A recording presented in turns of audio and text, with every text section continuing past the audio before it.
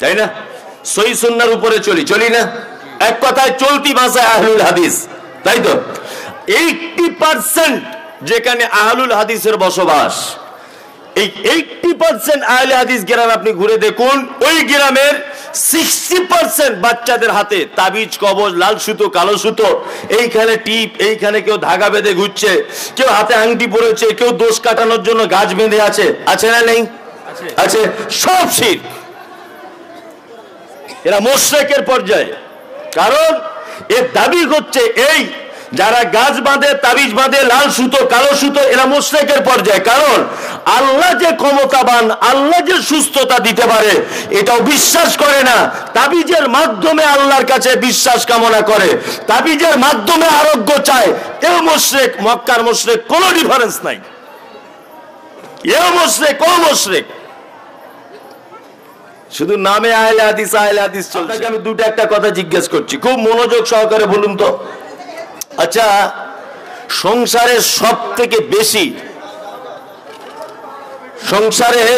আচ্ছা মাইকলা ভাই, এখন আর করতে হয় না, পরে করবে। হ্যাঁ থাক, এখন যা আছে কাজ চলে যাবে। হ্যাঁ, সংসারের সব থেকে বেশি বাচ্চাকে মারে কে বলুন তো? হ্যাঁ, আব্বা, মা, দাদা, দাদি, কে বেশি মারে? মা বেশি মারে। আচ্ছা বলুন তো, আমরা তাই বলে বলি যে মা সব থেকে বেশি বদমাইশ? বলি না, তাই না? আচ্ছা, মাঝে সাঝে দেখবেন ডাক্তার যখন বাচ্চা ছেলেকে ইনজেকশন দেয়, বাচ্চা ছেলে কিন্তু খুব গালাগালি করে, শালার ডাক্তার কত বদমাইশ, দেখ আমাকে ধরে ইনজেকশন দিয়ে দিচ্ছে। হ্যাঁ, খুব গালাগালি করে। আচ্ছা বলুন তো, ইনজেকশন দিচ্ছে মানে ওকে বাঁচাবার লাইন করছে না মেরে দেওয়ার লাইন করছে? বাঁচাবার। মোটর সাইকেল ধরেছে রাস্তাতে পুলিশে, মাথায় হেলমেট ছিল না, 500 টাকা জরিমানা। পুলিশকে খুব গাল দেয় না? শালা ছোট লোকের বাচ্চা না হলে পুলিশ হয়? মারাত্মক ভাবে গালাগালি করে কি করে না করে। আচ্ছা বলুন তো, পুলিশ আপনার ক্ষতি করেছে না উপকার করেছে? হ্যাঁ, উপকার করে। যদি আপনি হেলমেটটা পরতেন 500 টাকাও যেত না, অ্যাক্সিডেন্ট হলে আপনি বেঁচে যেতেন, তাই না? তার মানে পুলিশ আপনার উপকারের জন্য এটা করে। বাচ্চাকে ইনজেকশন দিচ্ছে মানে তাকে বাঁচাবার লাইন করছে, তাকে মারার লাইন করছে না। তার সন্তানকে মা যখন মারে, আচ্ছা বলুন তো, প্রতিশোধ নেওয়ার জন্য মারে না তার উপকারের জন্য মারে? তার উপকারের জন্য মারে, যাতে সন্তান আমার মানুষের মতো মানুষ হয়। একটা বাচ্চাকে তার মা মেরেছে সকাল 10টায়, দুপুর 2টোর সময়তে বাচ্চাটার খিদে লেগেছে। তা সে মায়ের কাছে ভয়ে যাচ্ছে না, তার দাদির কাছে গিয়ে বলছে, দাদি তোকে একটা কথা বলবো। তো কি বল না? বলছে একটু দুধ দে না, খাই। তোর মায়ের কাছে যা, বলছে না, গেলে মারবে, আমি যাবো না। আচ্ছা, দাদির কাছে যদি বাচ্চাটা দুধ চায়, এটা যদি তার মা যদি দেখে, তাহলে প্রকৃত পক্ষে যদি একটা জননী অর্থাৎ একটা মা হয়, তাহলে বলুন তো আনন্দ পাবে না মনে মনে কষ্ট পাবে? কষ্ট পাবে, অবশ্যই কষ্ট পাবে। মনে মনে ভাববে, বাবা তোকে একটা মেরেছি বলে আমাকে বাদ দিয়ে তুই দাদির কাছে চলে গেলি। এটা বলবে কি বলবে না? বলবে। তার মানে বোঝা গেল যে আমরা মা মারলেও সবসময়তেই আমরা মায়ের কাছেই যাব, মাঝখানে দাদির কাছে গেলে মা রাগ করে, তাই না? এবার আপনাকে একটা কথা বলি, সারা পৃথিবীতে আপনাকে সব থেকে বেশি ভালো কে বাসে? এই অসভ্য মানুষ এখানকার, একটা নিম্নতম ভদ্রতাটুকু নেই। জলসা চলছে, ভ্যাট ভ্যাট ভ্যাট ভ্যাট করে বকছে।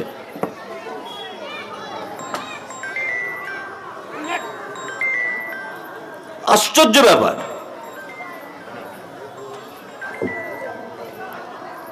আপনার কথা বলার দরকার, আপনি অন্যদিকে চলে যান। তার মানে বোঝা গেল যে সারা পৃথিবীতে বাচ্চাকে সব থেকে বেশি ভালো কে বাসে? মা।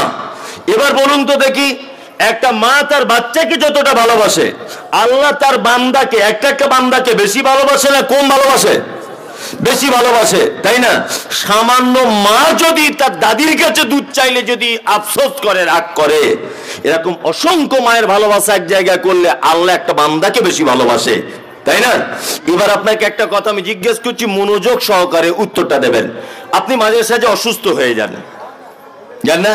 অসুস্থ হন তো, জ্বর হয়, সর্দি হয়, কাশি হয়, আপনার ব্লাড ক্যান্সার হয়েছে, আপনার সুগার হয়েছে, থাইরয়েড হয়েছে, যা কিছু আপনার মারাত্মক অসুখে যখন আপনি পড়ে যান, আচ্ছা বলুন তো দেখি, যদি তখন আপনি আল্লাহর কাছে ডাইরেক্ট না গিয়ে আপনি যদি কোনো মাধ্যম দিয়ে যদি আল্লাহর কাছে যেতে চান, তাহলে আল্লাহ রাগ করবে না আনন্দ পাবে? কোনটা? রাগ করবে। সে অক্সিজেন দিতে পারে, সে পৃথিবীতে আপনাকে বাঁচিয়ে রাখার ক্ষমতা রাখে, আই পাওয়ার দিয়েছে, ফোল্ডিং সিস্টেম হাত। এটা যদি মোটর সাইকেলের কোনো পার্টস হতো, প্রত্যেক 3 মাস অন্তর গ্রিস করতে হতো এই জায়গাটায়, হতো না?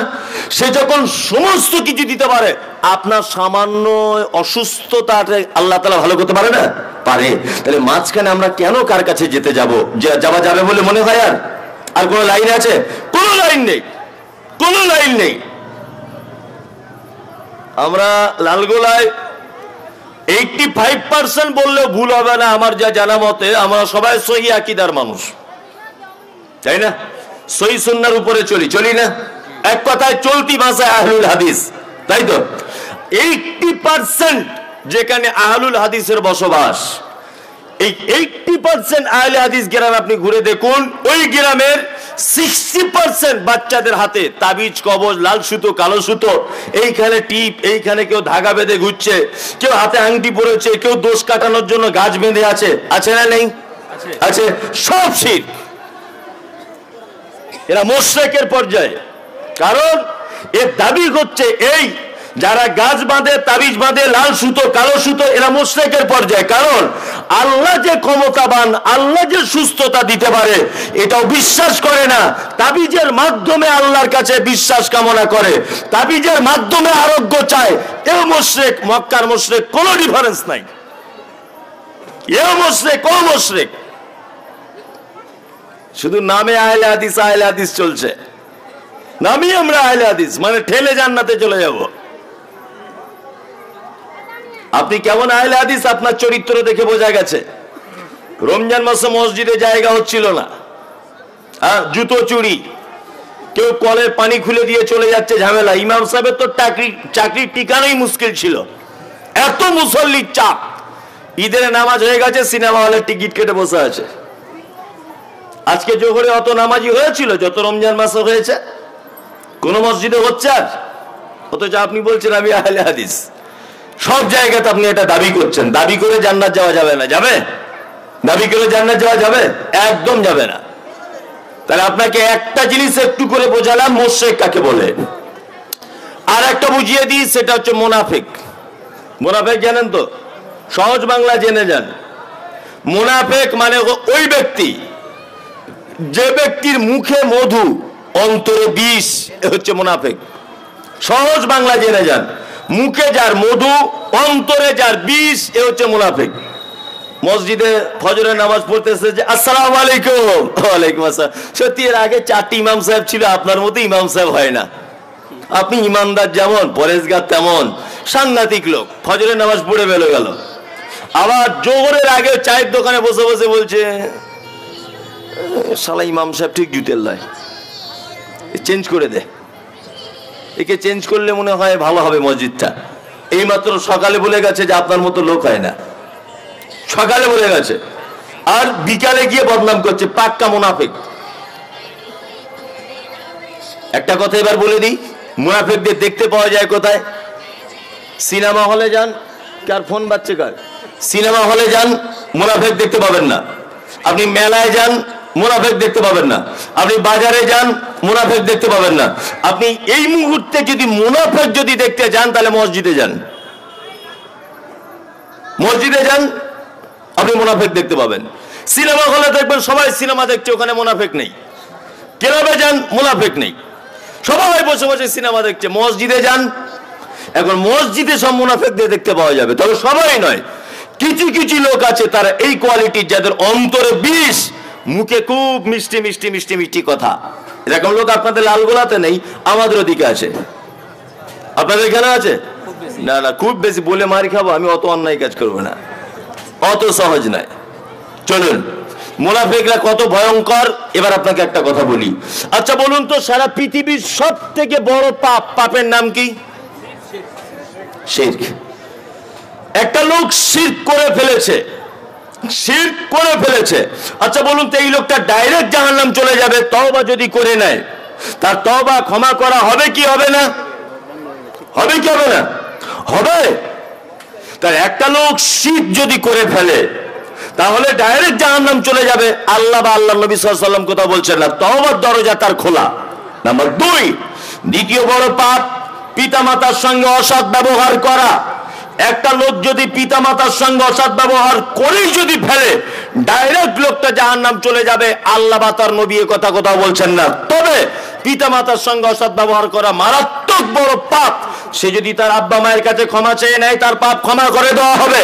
তৃতীয় বড় পাপ অন্যায় ভাবে কোনো মানুষকে হত্যা করে দেওয়া। 4 নম্বরে বড় পাপ সুদের টাকা খাওয়া।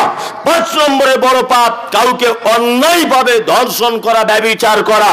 পাপের জগতে এত বড় বড় পাপ, অথচ আল্লাহ সুবহানাহু ওয়া তাআলা পবিত্র আল কোরআনের ভিতরে বলছেন ইন্নাল মুনাফিকিনা ফিদ দারকিল আসফালি মিনান নার। শিরক যে করেছে এই লোকটা জাহান্নামের একেবারে নিম্ন স্তরে থাকবে, কথা আল্লাহ কোথাও বলছে না। একটা মুশরিক জাহান্নামের নিম্ন স্তরে থাকবে, আল্লাহ কথা কোথাও বলছেন না। কিন্তু আল্লাহ সুবহানাহু ওয়া তাআলা বলছেন যারা মুনাফিক এরা মৃত্যুর পরে এদেরকে জাহান্নামের ভিতরে একদম নিম্ন স্তরে এদেরকে অবস্থান করানো হবে। আল্লাহু আকবার। তার মানে ভাবতে পারছেন মুনাফিক কত খতরনাক। হ্যাঁ, আমাদের ভিতরে এরকম লোক আছে না নেই? অহরহ লোক আছে মুনাফিক। যদি আপনি হাদিস এবং কোরআনের মানদণ্ডে যদি যান তাহলে এদের দুনিয়াবি গুণ আছে তিনটে গুণ। এক, ইদা হাদ্দাসা কাযাবা, যখন কথা বলে মিথ্যা কথা বলে। মুনাফিকের আলামত। মুনাফিক চিনবেন কেমন করে? কথা বললেই মিথ্যা কথা বলে।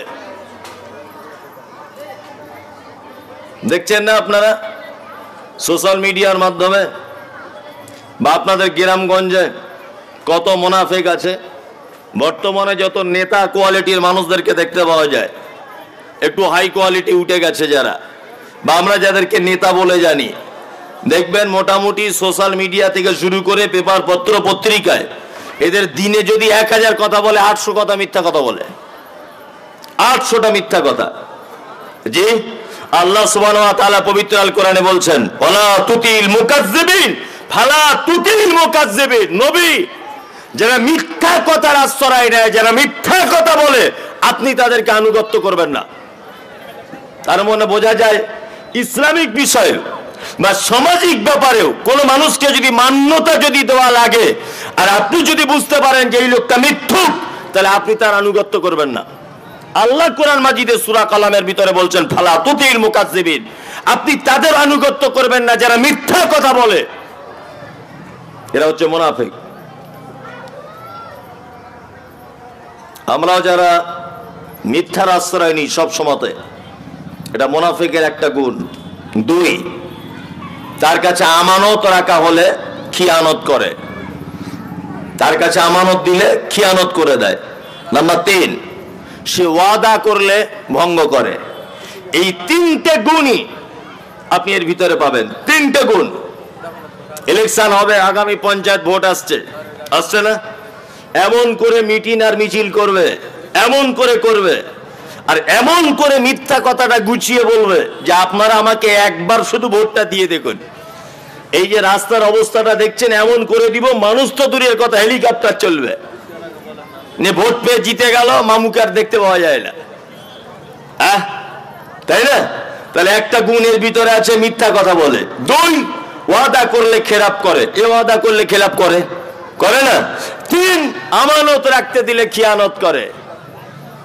সরকারি ধান এসেছে 20 বস্তা লালগোলা থেকে, আসার সময়তে রাস্তার মাঝখানে 4 বস্তা বিক্রি করে দিয়েছে। গ্রামে এসে নিজের নামে নিয়েছে 4 বস্তা, থাকে আর 12 বস্তা। নিজের বাচ্চাটা আত্মীয় স্বজন জ্ঞাতি গোষ্ঠীদেরকে দিয়েছে 4 বস্তা, থাকে 8 বস্তা। 8 বস্তা তখন গ্রামের মানুষকে দিয়ে মারামারি লাগিয়ে দিয়েছে। করছে কি করছে না? একটা গরিব মানুষের পাওনা এসেছে, তার থেকে টাকা ঝেড়ে খেয়ে নিচ্ছে। পাক্কা মুনাফিকে। এর ভিতরে মুনাফিকের গুণ রয়েছে। এদের থেকে দূরে থাকার ব্যাপারে আল্লাহ তাআলা বলছেন ফালা তুতিল মুকাজ্জিবিন, আপনি এদের থেকে দূরে থাকবেন, এদের সঙ্গে স্পর্শে থাকবেন না, আর আপনি দয়া করে এদের আনুগত্য করতে যাবেন না। এরকম মানুষ যদি এরকম চরিত্র আমাদের কোনো মানুষের ভিতরে থাকে, তাহলে আমরা তাকে নেতা হিসেবেও মানবো না, আমরা তাকে কোনো দায়িত্ব পদেও রাখবো না, ইনশাল্লাহ একদম বিপদ হয়ে যাবে। আল্লাহ যেখানে নিষেধ করছে আপনি যদি সেটা করতে যান আবার বিপদ হয়ে যাবে।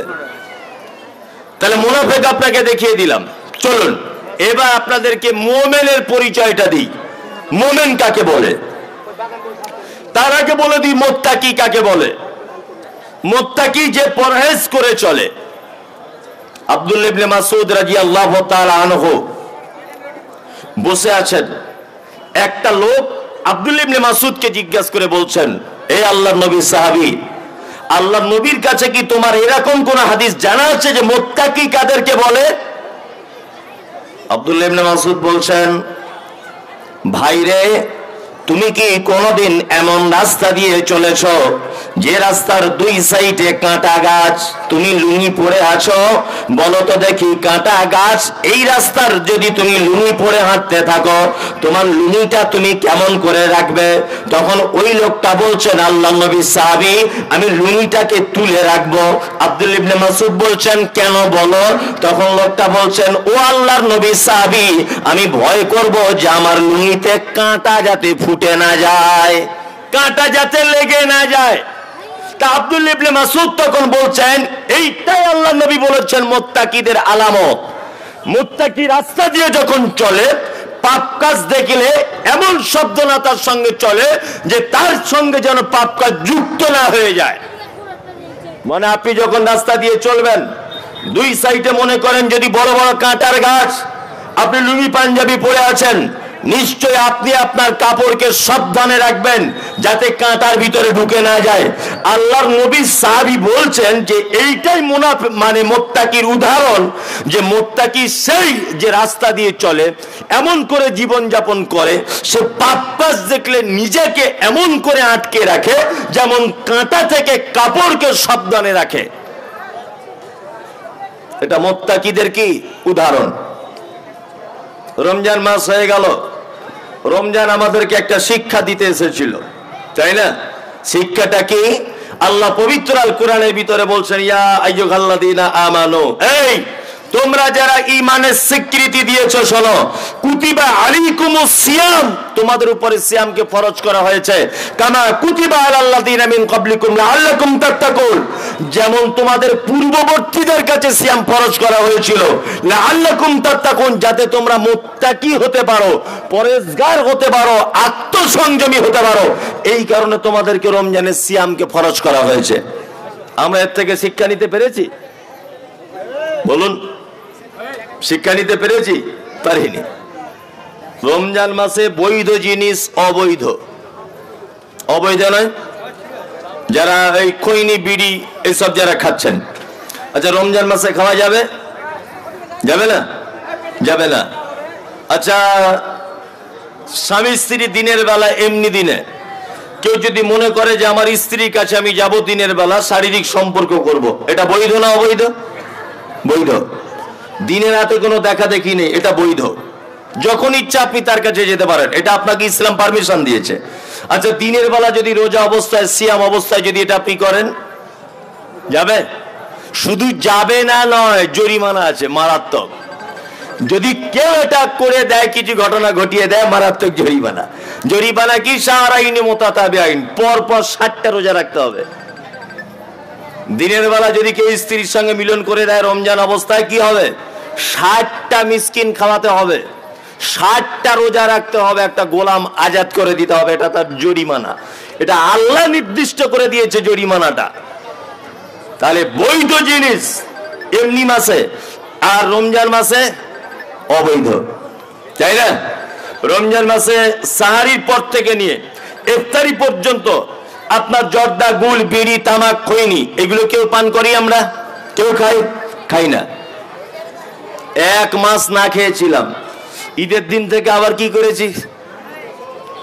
ইনশাল্লাহ আবার শুরু করে দিয়েছি, তাই তো? ইনশাল্লাহটা এমনি বললাম, আবার শুরু করে দিয়েছি, তাই না? তার মানে বোঝা গেল যে আপনার এই ইবাদতটা অনুষ্ঠানে পরিণত ছিল, ইবাদত হয়নি। আমরা প্রতিটা ইবাদত অনুষ্ঠানে পরিণত করেছি। তাই না? যেমন 5 ওয়াক্ত নামাজ পড়ি না, জুম্মার দিনে কিন্তু যাই। আর আমরা ভেবেছি জুম্মার দিনে এটা একটা অনুষ্ঠান, তাই না? আমরা সারা বছর মসজিদে যাই না যাই, রমজান মাসে কিন্তু সবাই যায়। আর ফতোয়া শেষ নাই, মানে এমন পরেজগার হয়ে যায় যে মানে কি বলবো, সে মানে আব্দুল কাদের জিলানির মতো ব্যাপার। আমাদের কাছে তো দিনে মানে 100-এরও বেশি ফোন আছে, হুজুর এই ইঞ্জেকশন দিলে রোজা হবে, থুতু গিলে লিয়ে হবে, স্বপ্ন তো হয়ে গেছে, দুপুরবেলা শুয়েছিলাম হবে, আমার বউকে জড়িয়ে ধরে ফেলেছিলাম, রোজা ভেঙে যাবে না তো? ফতোয়া শেষ নাই, মানে ওর মতো পরেজগার আর এলাকাতে কেউ নাই। রোজা মুটে গেছে, ওর মতো শয়তান আর দুনিয়ায় কেউ নাই। এটা অনুষ্ঠান, যে রমজান মাস একটা অনুষ্ঠান পার করে দিলাম, আবার এই জলসা এটাও একটা অনুষ্ঠান, তাই না? মানে ইসলামটাকে যে মেনে নিব এরকম কোন পরিস্থিতি আমাদের আসেনি, এসেছে? আসেনি। মুত্তাকি বলে দিলাম, এবার মুমিনুনটা বলে দিই। মুমিন কাকে বলে? এর ব্যাপারে আল্লাহ সুবহানাহু ওয়া তাআলা পবিত্র আল কোরআনের ভিতরে কয়েকটা গুণ বর্ণনা করছেন। এক, আল্লাহ তাআলা বলছেন ইন্নামাল মুমিনুনা আল্লাযীনা ইযা যুকিরাল্লাহ ওয়াজিলাত কুলুবুহুম ওয়া ইযা তুলিয়াত আলাইহিম আয়াতুহু যাদাতুহুম ঈমানাও ওয়া আলা রাব্বিহিম ইয়াতাওয়াক্কালুন। আল্লাহ সুবহানাহু ওয়া তাআলা বলছেন মুমিন তো তারাই, আল্লাহ সুবহানাহু ওয়া তাআলা বলছেন মুমিন তো তারাই। কারা তারা? যাদের কাছে আমার নিদর্শনাবলী পেশ করা হলে তাদের ঈমান বেড়ে যায়, ওয়া আলা রাব্বিহিম ইয়াতাওয়াক্কালুন, আর তারা সর্বদাতে আমার উপরে ভয় করে। আর প্রথম কারণ হচ্ছে মুমিনের এটা গুণ যে সে যখন পাপ কাজ করে, পাপ কাজ করার পরে পরই আমার কথা যখন মনে পড়ে যায় তখন থরথর করে আমার ভয়ে সে কাঁপতে শুরু করে দেয়। এটা হচ্ছে মুমিনের 1 নম্বরের গুণ। আপনাকে একটা ঘটনা বলি। আপনি পাপ কাজ করি মাঝে সাঝে, করি কি করি না? করি। মাঝে সাঝে পাপ কাজ করার পরে আল্লাহর প্রতি ভয় আসে, আসে না? ভয় যখন আসে করণীয় কি? ভয় আসলে করণীয় কি? সঙ্গে সঙ্গে তার কাছে 2 হাত চুলে ক্ষমা চেয়ে নেওয়া, জাহান্নামকে ভয় করা, যে আল্লাহ আমি এই জাহান্নামে চলে যাব, এই পাপ কাজ করেছি, তাই না? আল্লাহ সুবহানাহু ওয়া তাআলা বলছেন ইন্নামাল মুমিনুনা আল্লাযীনা ইযা যুকিরাল্লাহ ওয়াজিলাত কুলুবুহুম। আরে মুমিনের গুণ, মুমিন তো তারাই যারা পাপ কাজ করার পরে পরে আল্লাহর ভয়ে থরথর করে কাঁপে। এরা মুমিনের 1 নম্বরের গুণ। গামেদি গোত্রের একজন মহিলা, কোন গোত্রের? গামেদি গোত্রের একজন মহিলা আল্লাহর নবীর কাছে এসেছেন। এসে বলছেন আল্লাহর নবী আমি ব্যভিচার করেছি, আপনি দয়া করে আমাকে একটু পবিত্র করে দেন। তা আল্লাহ নবী সাল্লাল্লাহু আলাইহি ওয়াসাল্লাম মুখটা ফিরিয়ে নিলেন। তা মহিলাটা আবার মুখের দিকে গিয়ে বলছেন আল্লাহ রাসূল আপনি আমাকে একটু পবিত্র করে দেন। তা আল্লাহ নবী সাল্লাল্লাহু আলাইহি ওয়াসাল্লাম বলছেন এই মহিলা তুমি জেনা করেছো, ব্যভিচার করেছো, তার প্রমাণ কি আছে? মহিলা তখন বলছেন আল্লাহ রাসূল এই দেখুন আমার পেটে বাচ্চা চলে এসেছে, পেটে বাচ্চা। তখন আল্লাহ নবী সাল্লাল্লাহু আলাইহি ওয়াসাল্লাম বলছেন তুমি বাড়ি চলে যাও, তুমি অপরাধ করেছো কিন্তু তোমার পেটের বাচ্চা তো অপরাধ করেনি, বাড়ি চলে যাও তুমি। মহিলা বাড়ি চলে গেল। তোমার বাচ্চার জন্ম হবে, যতদিন দুধ পান করবে দুধ পান করাও। তোমার বাচ্চা রুটি খেতে যখন শিখবে বা খাদ্য খাবার কিছু খেতে শিখবে তখন তুমি আবার আমার কাছে এসো। মহিলা বাড়ি চলে গেল, বাচ্চা জন্ম হলো, দুধ পান করালো। আল্লাহ নবী সাল্লাল্লাহু আলাইহি ওয়াসাল্লামের কাছে হঠাৎ করে একদিন এসেছে, বাচ্চাটার হাতে একটা রুটি রয়েছে। মহিলা আল্লাহ নবীকে এসে বলছেন আল্লাহ নবী আপনি আমাকে চিনতে পারছেন? তখন আল্লাহ নবী সাল্লাল্লাহু আলাইহি ওয়াসাল্লাম বলছেন চিনতে পারছি না।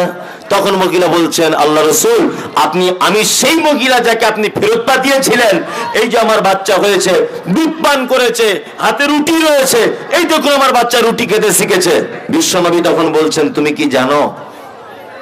কি জানো যে ব্যভিচার করলে তার সাজাটা কি? মহিলা তখন বলছেন আল্লাহ রাসূল অবশ্যই আমি জানি। আমি জানি বিবাহের আগে যদি কেউ ব্যভিচার করে তাকে বেত্রাঘাত করতে হয়, আর বিবাহের পরে যদি কেউ ব্যভিচার করে তাহলে তাকে কোমর পর্যন্ত বেঁধে দিয়ে, কোমর পর্যন্ত ফুটে দিয়ে ইট পাথর মেরে মেরে তাকে হত্যা করে দিতে হয়। আল্লাহ নবী সাল্লাল্লাহু আলাইহি ওয়াসাল্লাম বলছেন, মহিলা তাহলে তুমি জানো? বলছে হ্যাঁ জানি আল্লাহ নবী, হ্যাঁ জানি। বিশ্বনবী বললেন, বাচ্চাটাকে এখানে দাও। বাচ্চাটাকে সাহাবীদের কাছে রাখা হলো। মহিলাটিকে ফাঁকা ময়দানে নিয়ে যাওয়া হচ্ছে, কোমর পর্যন্ত পুঁতে দেওয়া হলো, পাথর মারা চালু হয়েছে। খালিদ বিন ওয়ালিদ বলে আল্লাহ রাসূলের একজন সাহাবী এত জোরে একটা পাথর নিক্ষেপ করেছে যে তার মুখে লেগে তার মুখ থেকে রক্ত ছিটকে এসে খালিদ বিন ওয়ালিদের মুখে এসে লেগেছে। খালিদ বিন ওয়ালিদ অকথ্য ভাষায় কথা বলছে। আল্লাহ নবী সাল্লাল্লাহু আলাইহি ওয়াসাল্লাম দরজা থেকে বার হয়েছে, বলছে কে কে মহিলাটিকে ভৎসনা দিচ্ছ, কে খারাপ কথা বলছো, কে? তখন খালিদ বলছেন, আল্লাহ নবী এই বদমায়েশ মহিলাটার মুখের রক্ত, এই অপবিত্র রক্ত আমার মুখে এসে লেগেছে। তখন বিশ্ব নবী বলছেন, খালিদ শোনো, এই মহিলাটি এত তওবা করেছে, এত ক্ষমা চেয়েছে, আল্লাহু আকবার। এর ক্ষমা যদি মক্কার পাপী মানুষদের মাঝখানে যদি বিলি বন্টন করে দেওয়া হতো, অসংখ্য পাপী মানুষেরা একজনের তওবার কারণে ক্ষমা পেয়ে যেত। আল্লাহু আকবার। আল্লাহ সুবহানাহু ওয়া তাআলা শুধু বলছেন, কি বলছেন? ইন্নামাল মুমিনুনা আল্লাযীনা ইযা যুকিরাল্লাহ ওয়াজিলাত কুলুবুহুম। মুমিন তারা, কারা তারা? যারা পাপ কাজ করার পরে পরই আল্লাহর প্রতি যাদের ভয় চলে আসে। ব্যভিচার করেছেন দিনের বেলাতে মামাতো বোনের সাথে, খালাতো বোনের সাথে, একদিন পার হয়ে গেল, 2 দিন পার হয়ে গেল, 3 দিন পার হয়ে গেল, আল্লাহর ভয় চলে এলো মনে। ইশার নামাজ পড়ে গভীর রাতে যখন সবাই ঘুমিয়ে গেল, 2টি হাত তুলে যদি আল্লাহকে বলো, আল্লাহ তোমার ভয় চলে এসেছে, আমি যে পাপ করেছি পৃথিবীর কেউ সে পাপের সাক্ষী নাই, কেউ জানে না। আল্লাহ বলে, বান্দা 1 বার 2 বার 3 বার 4 বার 5 বার তুই দোয়া করবি, তোর দোয়াতে 2 ফোঁটা চোখের পানি যদি ফেলে দাও, আমি তোমার কত বড় পাপ এটা দেখার প্রয়োজন মনে করি না।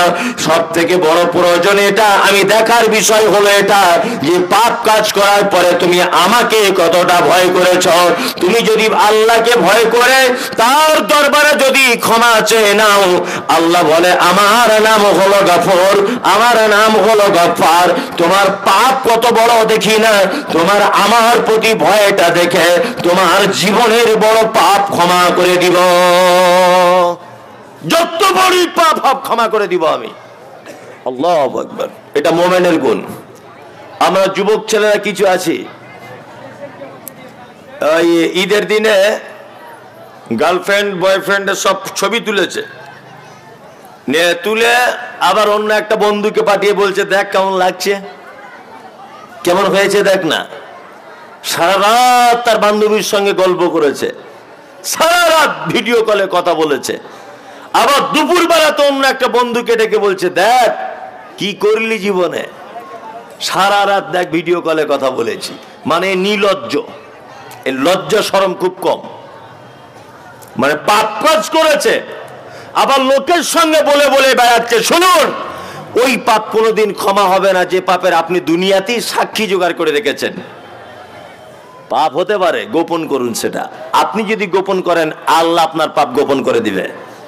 আর আপনি যদি সবার সামনে বলে বলে যদি বেড়ান, তাহলে আল্লাহ আপনাকে কিয়ামতের মাঠে অপদস্থ করবেন, অবশ্যই অপদস্থ করবেন।